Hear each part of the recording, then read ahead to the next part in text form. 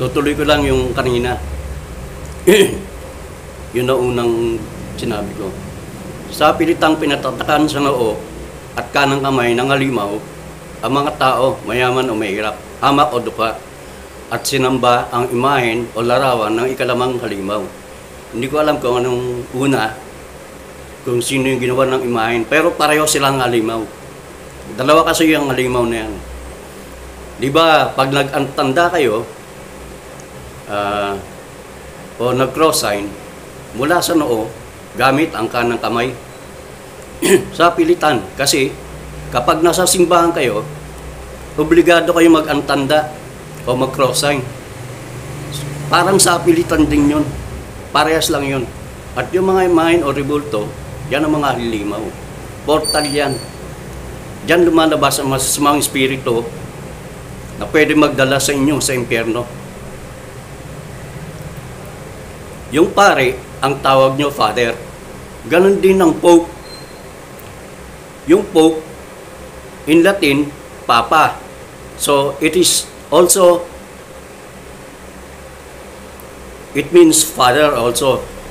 Tapos, nagdadasal kayo ng Our Father. Para kayo nagdadasal kay Father at kay Pope. Hindi tumutuntong ang Diyos sa templong gawa ng tao o simbahan. Dahil ang langit, ang kanyang trono, at ang lupa, ang kanyang tuntungan. Templo, yun yung mga simbahan na gawa ng tao. Yung cross sign o antanda, wala sa Biblia yan. Yan ang tatak ng halimaw. Dahil sa imahen kayo sumasamba.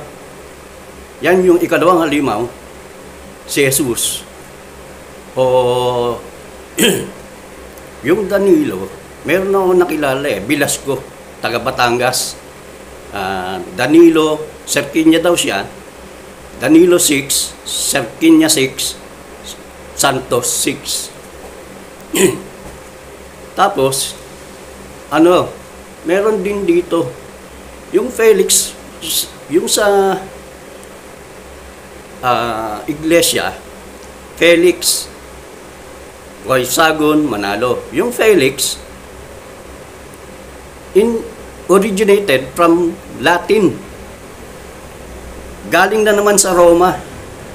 F-E-L-I-K-S. It means F-E-L-I-K-S, 6. Waisagon 6, Manalo 6.